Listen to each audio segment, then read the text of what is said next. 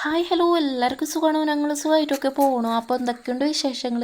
ഇന്നലെ ചെറുതായിട്ടൊരു മഴ കിട്ടിയിട്ടുണ്ടായിരുന്നു. അതിൻ്റെ സന്തോഷത്തിലാണ് ചെടികളും ഞാനൊക്കെ. അപ്പോൾ പേപ്പർ എടുക്കാൻ വേണ്ടിയിട്ടായിരുന്നു ഇങ്ങോട്ടേക്ക് ഇറങ്ങിയത്. റൂട്ടിലൊന്നും ആരുമില്ല. ഞാൻ വേഗം പേപ്പർ എടുത്തിട്ട് നേരെ അടുക്കളയിലോട്ടൊക്കെ പോയി. അപ്പോൾ നമ്മുടെ ഇന്നത്തെ പരിപാടി എന്ന് പറയുന്നത് ദോശയാണ്. രാവിലത്തെ ചായക്ക് കടി. ദോശയാണോ ചോദിച്ചാൽ ദോശയാണ്, അല്ലേ ചോദിച്ചാൽ അല്ല. ഇതൊരു ഒറോട്ട് വർഗ്ഗത്തിൽപ്പെട്ടൊരു ദോശയാണ്.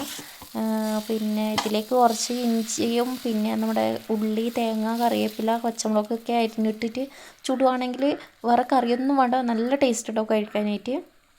പക്ഷേ ഞാൻ എന്ത് ചെയ്യുമെന്ന് വെച്ച് കഴിഞ്ഞാൽ എനിക്ക് കറിയില്ലാതെ ഒന്നും കഴിക്കുന്നത് ഇഷ്ടമല്ല. അതുകൊണ്ട് തലേന്നത്തെ കറി എന്തായാലും മീനിൻ്റെ കറിയാണ് കൂടുതലായിട്ട് എടുക്കുക. മീനിൻ്റെ പുളിമുളകോ അല്ലെങ്കിൽ തേങ്ങ അരച്ച കറിയോ ഉണ്ടെങ്കിൽ അതാണ് ഞാൻ കുറച്ചും കൂടി എടുക്കുക.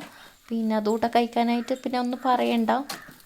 അപ്പോൾ അതിങ്ങനെ നടന്നുകൊണ്ടേ ഇരിക്കുന്നുണ്ട്. പിന്നെ ചോറിൻ്റെ പരിപാടി നോക്കാമെന്ന് വിചാരിച്ചിട്ട് അങ്ങനെ പിന്നെ തീ പൊന്തിക്കാൻ പോവാണ്. പിന്നെ അപ്പോൾ ഓലയില്ലാത്തത് കൊണ്ട് മണ്ണെണ്ണ ഒഴിച്ചിട്ടാണ് പിന്നെ തീ പൊന്തിക്കുന്നത്. എനിക്ക് ഭയങ്കര പേടിയുള്ളൊരു കാര്യമാണ് ഈ മണ്ണെണ്ണ ഒഴിച്ചിട്ട് തീ കത്തിക്കുക എന്നുള്ളത്.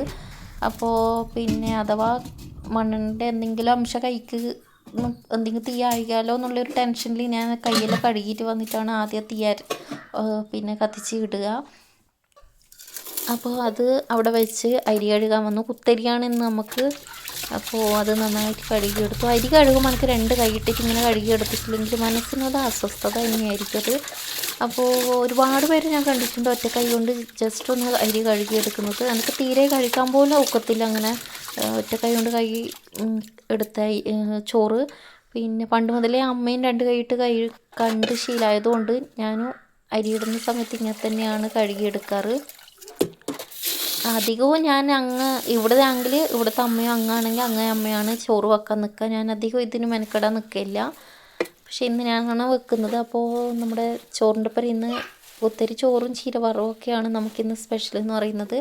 അപ്പോൾ ചുവന്ന ചീര വീട്ടിൽ നിന്ന് അമ്മ കൊടുത്തു വിട്ടതും പച്ചച്ചീര ഞാൻ ഇവിടുന്ന് പിന്നെ പൊട്ടിച്ചതുമാണ്. അപ്പോൾ രണ്ടും കൂടി മിക്സാക്കി വറുക്കാമെന്ന് വിചാരിച്ചിട്ട് അങ്ങനെ പിന്നെ അത് കഴുകാൻ വെച്ചു.